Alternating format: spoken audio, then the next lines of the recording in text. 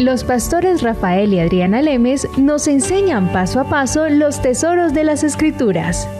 Descubriremos cuánto nos ama Dios y qué ha ganado para nuestro beneficio. Este programa es patrocinado por nuestros amigos, miembros y socios de Iglesia Palabra Pura y Blaze Ministries International. Bueno, Rafael, empezamos hoy nuestro programa con el Ministerio Blaze Ministries trayéndote la explicación de las Escrituras. Puedes descargar todas las enseñanzas que hemos dado completamente gratis. De hecho, Rafael, alguien nos escribió y nos dijo que quería que le pusiéramos nombres a las conferencias dentro de la página web.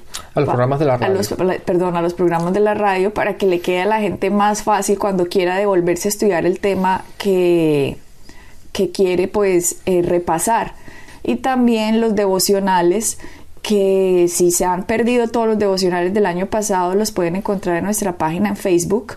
Y también, se pueden inscribir nuevamente si son nuevos, para que les llegue de lunes a viernes todos los días a primera hora un devocional.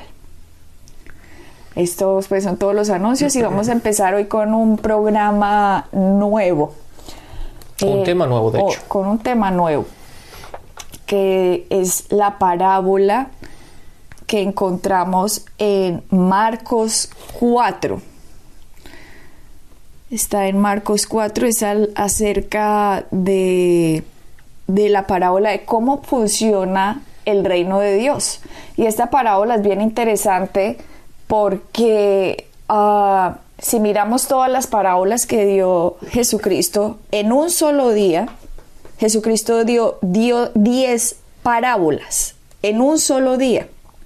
En la enseñanza de ese día, Él dijo 10 parábolas y todas son acerca de cómo el reino opera con la palabra. Exactamente. Adriana, de hecho, en un día Él enseñó 10 parábolas, pero da la casualidad que en este día fue el día que más enseñanza Jesucristo dio a la gente. Uh-huh. En el periodo de ese día que enseñó las 10 parábolas. Uh-huh. Entonces, cada parábola, cuando uno las lee, Rafael, eso parecen como unos acertijos. Uno dice, no, pero ¿esto qué significará? Que la matica, que yo no sé qué, que la siembra, que la semilla, que la tierra.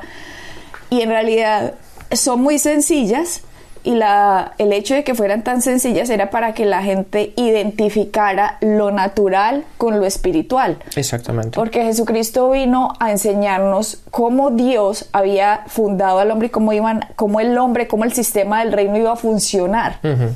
Entonces, como el hombre no podía directamente entender, porque en este momento, eran personas que no tenían el entendimiento abierto acerca de quién era Cristo, de qué era lo que iba a pasar, de la muerte, de la resurrección, de nacer de nuevo.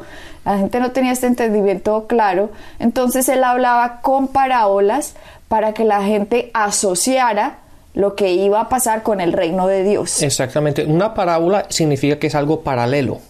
Entonces, cuando la gente vea en la Biblia que es una parábola, que Jesús habla de una parábola, tienen que darse cuenta en ese momento de que Jesús va a poner dos puntos de vista paralelos.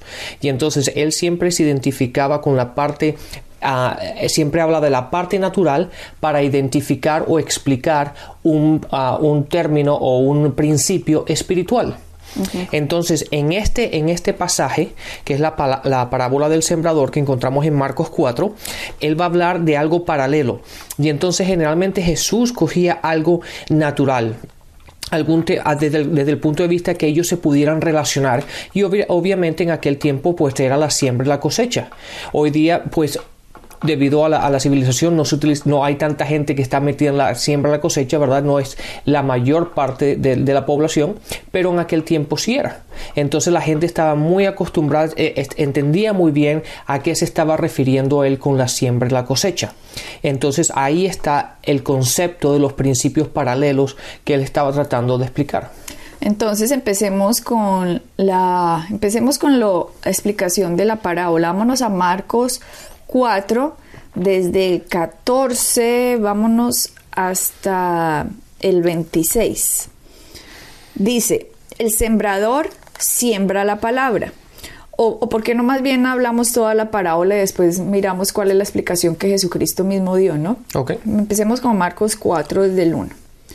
Dice, comenzó a enseñar de nuevo junto al mar. Miren, apenas empieza así y dice la Biblia que él comenzó a enseñar.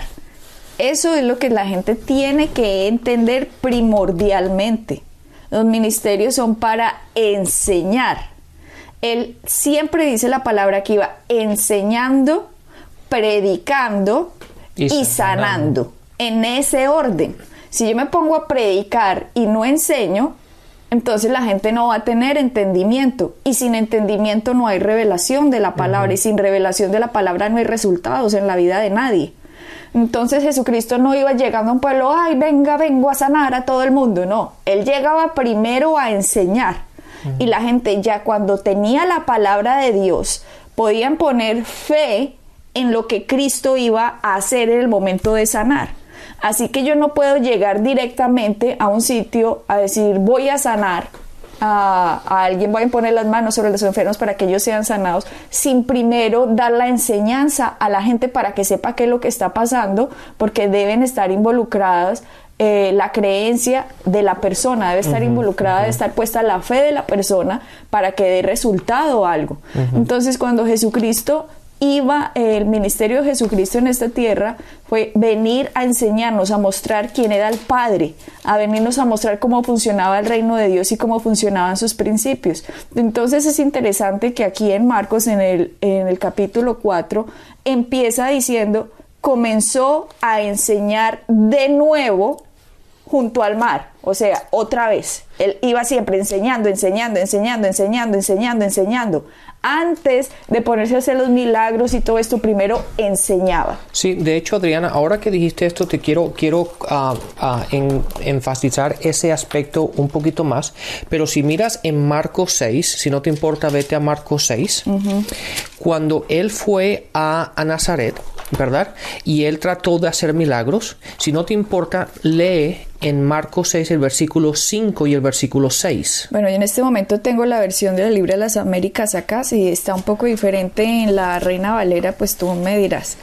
Marcos 6, versículo 5 y versículo 6. Versículo 5 de Marcos 6 dice, y no pudo hacer allí ningún milagro. Solo sanó a unos pocos enfermos sobre los cuales puso sus manos, y estaba maravillado de la incredulidad de ellos, y recorría las aldeas de alrededor enseñando. Aquí está hablando de Jesucristo, ¿no? ¿Ves? Te das cuenta, cuando él se maravilló de la incredulidad de la gente, lo primero que él empezó a hacer fue enseñar. ¿Verdad? La palabra no dice que fue predicando. En este caso, debido a la incredulidad de la gente, lo que la gente necesitaba no era predicación, era enseñanza. Por lo tanto, la palabra dice que empezó a enseñar en las aldeas cercanas a esta área. ¿Por qué? Porque la gente necesita primero que nada la enseñanza. ¿Cuál es la diferencia entre predicación y enseñanza, Rafael? Bueno, más que nada la predicación es exhortar, ¿verdad? Cuando tú exhortas a la gente, cuando le das como esperanza, ¿verdad? Lo animas. Esa es la parte buena de la predicación. Si te encuentras un poco desanimado y recibes una predicación, te anima, te exhorta, te da esperanza, ¿verdad? Te da una nueva perspectiva. Pero para tú poder desarrollar aquello que se te acaba de impartir, tú necesitas la enseñanza, y la enseñanza es lo que te da los cimientos necesarios, el conocimiento necesario para tú poder desempeñar aquello que quieres hacer en tu vida diaria. Entonces, es por eso que la predicación sin enseñanza es como un balón, ¿verdad? O una bomba, ¿cómo se llama eso? Un globo, gracias, un globo con aire caliente. ¿Verdad? No es nada realmente. Entonces, lo que necesitamos en nuestra vida, primero que nada, es la enseñanza de construir y establecer unos buenos cimientos, unas buenas bases en nuestras creencias, en nuestra vida cristiana, para poder desarrollar nuestro día a día. Y entonces sí, siempre es bueno una buena predicación, una buena exhortación, porque te reanima, ¿verdad? Te da nuevas esperanzas, te da nuevas perspectivas, te alienta, te da todo esto que necesitas para poder seguirte enfrentarte a los problemas del día a día. Pero al enfrentarte a los problemas, si tú no tienes el conocimiento, si no tienes la enseñanza, los problemas te sobrellevan. ¿Por qué? Porque no tienes las herramientas necesarias para combatir las armas del enemigo. Y es lo que nos da la enseñanza, el conocimiento de la palabra.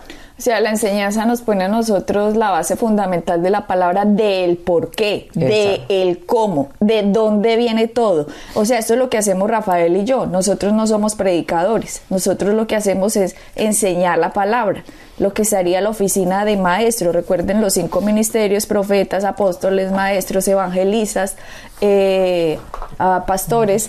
Entonces, el maestro simplemente le diluye a usted la palabra de tal forma que usted dice, con razón. Como que le dice, 1 más 1 es un palito, con otro palito usted lo une y le da 2.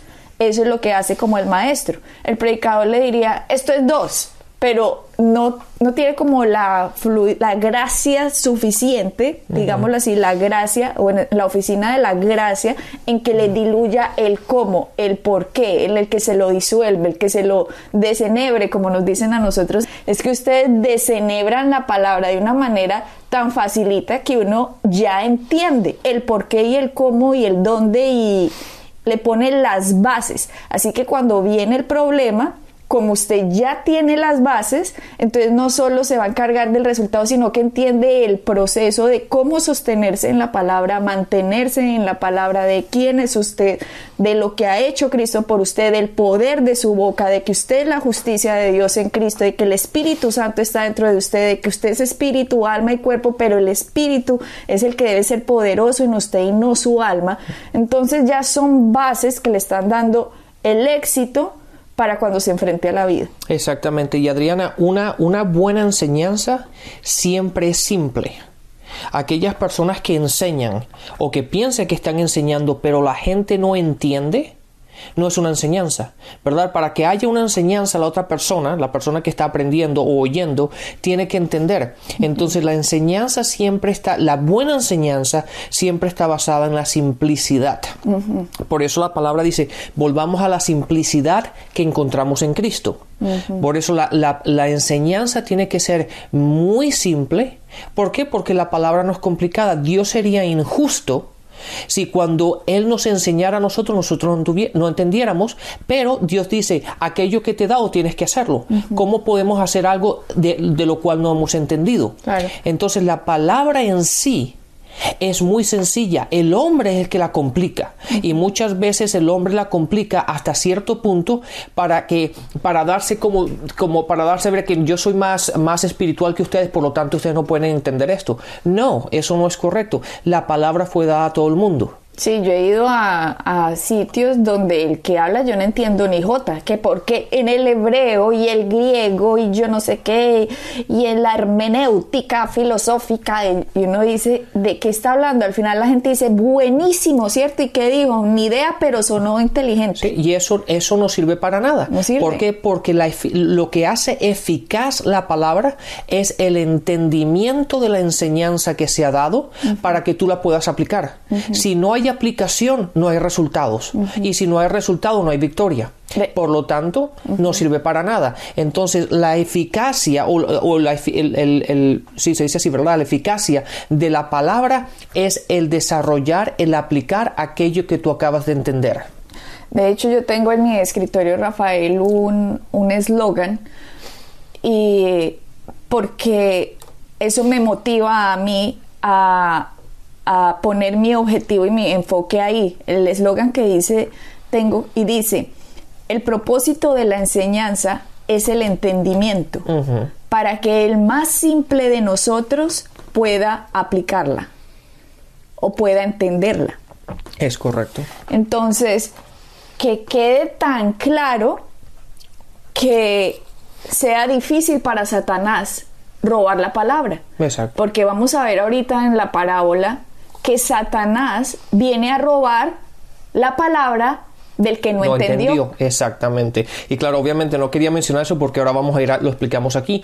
Pero date cuenta también, Adriana, que Jesús iba por las aldeas enseñando. Date cuenta que la palabra no dice que Jesús nada más se reunía con los filósofos y no, él se reunía con los pescadores, con los que construían casas, con los que construían tiendas. Él se reunía y le enseñaba a la persona normal. Entonces, siempre tengamos en cuenta que la enseñanza es básica, está basada en el entendimiento. Y la enseñanza siempre tiene que ser de una manera bien simple para que la persona pueda establecer sus creencias, pueda establecer sus cimientos, pueda establecer sus bases para que la aplique en su día a día y pueda conseguir la victoria que la palabra habla. Sí, yo no sé, en este momento no recuerdo si fue en una de las cartas de Timoteo que Pablo dice que si deseaba ministerio, buena cosa deseaba, ¿no? Pero que se tenía que dedicar a la lectura, que se tenía que dedicar al estudiar la palabra. Creo que es en Timoteo que dice esto. Entonces, hay mucha gente, Rafael, que le gustaría, se sienten tan atraídos por el evangelio y tan agradecidos con Cristo que quieren salir a convertir el mundo, y pues muy buena la idea, excelente, pero primero hay que prepararse, porque una persona que no tiene ni idea de nada y va a tratar de enseñarle a otro, lo que hace es poner una cantidad de doctrinas que nada que ver y de confusión en la otra persona y resultas haciendo daño. Claro. Entonces volvemos y ratificamos. El ser discípulo de alguien es muy importante, es primordial, porque es la única forma de crecer. Y hay gente que sin ser discípulo de nadie, se quiere lanzar y resulta haciéndole más daño al cuerpo de Cristo que bien. Entonces, esto no es una sugerencia de la palabra, es una orden de la palabra. Sí, claro, Adriana, tienes que tener en cuenta que para uno poder ser líder, tiene que primero aprender a seguir. Y de hecho, uno tiene que aprender, aún así en las escrituras, yo sé que no vamos a hablar de esto, pero aún así Jesús, que en este caso sería el líder de esa época, ¿verdad? En ese aspecto, pero él estaba sujeto a su padre, ¿verdad? No era Jesús haciendo lo que él quería. Él siempre decía, yo estoy sujeto a mi padre. Entonces, siempre hay que tener ese aspecto de que estamos sujetos a alguien. Tenemos que seguir a alguien, ¿verdad? Pero Rafael, ahí está el punto, que mucha gente se vuelve cristiana, entonces dicen, yo estoy sujeto al Padre. También dicen eso. Y uno dice, sí, pero ¿quién es su maestro? ¿A quién ha seguido usted? ¿A quién ha dedicado su tiempo? ¿A quién qué ministerio es el que ha seguido? ¿Con quién se ha asociado? ¿A quién usted ha ayudado también financieramente? Porque si usted pretende salir a hacer algo sin usted haber hecho primero el recorrido, vuelvo y le digo, hace más daño en el cuerpo de Cristo que bien. Entonces, uno tiene que ser discípulo de alguien. Y por eso, gracias a Dios, ha alzado estos ministerios tan impresionantes y tan grandes en el mundo, que gente que han tenido mucho recorrido, por lo tanto, le dan peso a los estudiantes o a los discípulos que esta gente ha tenido. Por ejemplo, no es lo mismo salir de la Universidad de Harvard en Estados Unidos, que tiene los mejores maestros, que tiene los mejores docentes, que es gente supremamente preparada, a decir que salí de la Universidad Pepito Pérez con el mismo título. No, preparémonos. El camino puede que sea mucho más largo, pero los frutos van a ser más duraderos en las personas que empiezan a seguir esa doctrina, la enseñanza y el discipulado. Así es. Ok, entonces continuemos con la parábola del sembrador, que dice, capítulo 4 de Marcos. Comenzó a enseñar de nuevo junto al mar, y se llegó a él una multitud tan grande que tuvo que subirse a una barca que estaba en el mar y se sentó. Y toda la multitud estaba en tierra a la orilla del mar. Les enseñaba muchas cosas en parábolas y les decía en su enseñanza. Mira cómo repite la palabra, ¿no? Oíd, he aquí, el sembrador salió a sembrar. Y aconteció que al sembrar, una parte de la semilla cayó junto al camino, y vinieron las aves y se la comieron.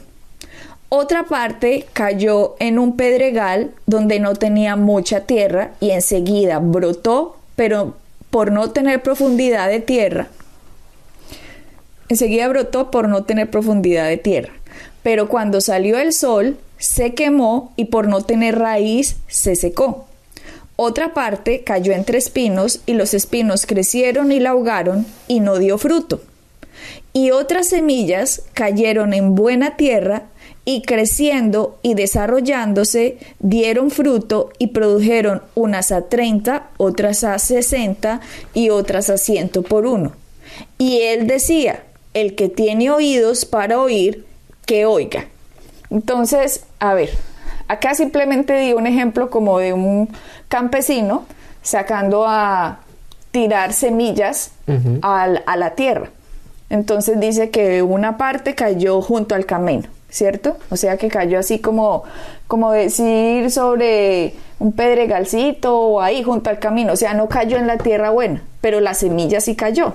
Pero dice que como cayó junto al camino, unos pájaros vinieron y se la comieron.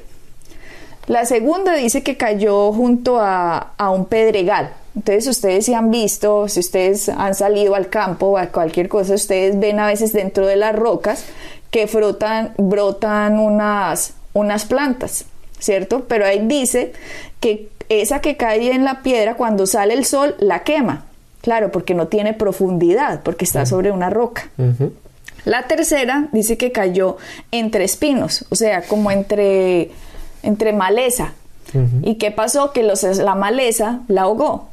Y la cuarta dice que cayó en buena tierra y que esta que había caído en buena tierra, la semilla, creció y dio fruto al 30, al 60 y al 100 por uno, ¿cierto? Entonces aquí nos habla de 4 tipos de tierra. Ojo, no habla de 4 tipos de semilla. La semilla es la misma. Dice que la semilla es la misma. O sea, el sembrador salió a sembrar la misma semilla, o sea, el mismo potencial de crecimiento lo tenían las 4 semillas que cayeron. Lo que sucede es que cayeron en 4 sitios diferentes, pero la semilla era la misma. Lo que varió en la parábola del sembrador fue el tipo de suelo donde cayó. El tipo de tierra en el cual cayó, exacto. Ok, entonces hasta aquí vamos claro, o sea, eso es una clase básica de la tierra de un campesino, pues la clase básica de cómo funcionaría plantar algo. Obviamente, y obviamente aunque fue un campesino y fue la misma semilla y cayó en 4 diferentes partes, pongámoslo así, obviamente la intención del campesino es en el que siempre la semilla caiga en la buena tierra, la tierra que la abonó y preparó y está lista para recibirla, ¿verdad? Entonces, obviamente desde el punto de vista del campesino, lo que él quiere es que el 100% de la semilla caiga en la buena tierra, ¿verdad? Porque es la tierra que va a producir, la tierra que está preparada, la tierra que tiene lo necesario para poder obtener el mayor porcentaje de fruto. ¿Ok? Ok. Entonces, dice el versículo 10 de Marcos 4. Cuando se quedó solo, sus seguidores, junto con los 12, le preguntaban sobre las parábolas. O sea, no sabemos cuánta gente se quedó ahí, pero todos dijeron, ¿de qué está hablando? No tenían ni la menor idea. ¿Cómo así? ¿Qué tiene que ver esto? Sí, todo el mundo sabe eso, pero todo el mundo sabe. O sea, no necesita ser un científico para saber lo que él acaba de decir. Entonces, ¿para qué nos dice eso, no? Entonces, ¿de qué está hablando? Entonces, el 11 dice, y les decía, a vosotros os ha sido dado el misterio del reino de Dios. Interesante que aquí pone la palabra misterio. Ojo que todo lo que pasó, lo que está pasando aquí era un misterio. Un misterio, era un enigma, nadie entendía qué está sucediendo. Todo esto estaba escondido desde la fundación del mundo, lo que estaba sucediendo. En el Antiguo Testamento usted ve unos glimpses, como unos pincelazos, como unos pincelazos de lo que va a suceder, pero en realidad nadie lo entiende. ¿Y por qué es misterio? Es misterio porque Satanás en este momento no tiene ni la menor idea de lo que va a suceder. Recuerda que ya lo estuvimos en un programa pasado que decía que si los príncipes de este mundo hubieran sabido que estaban crucificando al Hijo de la Gloria, nunca lo hubieran hecho. Así que todo esto que es un misterio ahora empieza a ser revelado poco a poco para la era de la iglesia de lo que está sucediendo acá. Así es. Ok, entonces dice, a vosotros ha sido dado el misterio del reino de Dios, pero los que están afuera reciben todo en parábolas. ¿Por qué dice que los que están afuera? Mira qué interesante. Aquí dice, a vosotros os ha dado el misterio del reino de Dios, pero los que están afuera lo reciben todo en parábolas. Si miramos, hay otra parábola, dice que el que encuentra el reino de Dios es como el que encuentra un tesoro, que va a vender todo lo que tiene para comprar el terreno ¿cierto?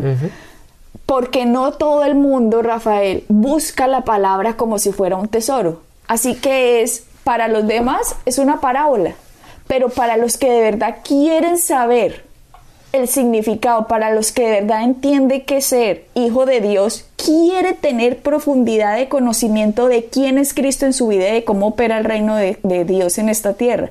Entonces ese misterio para usted ya deja de ser misterio porque entendió la parábola. Pero para otro de afuera, sí, una parábola ahí de unas semillitas que caían. No entienden ni papa, ¿cierto? Así es.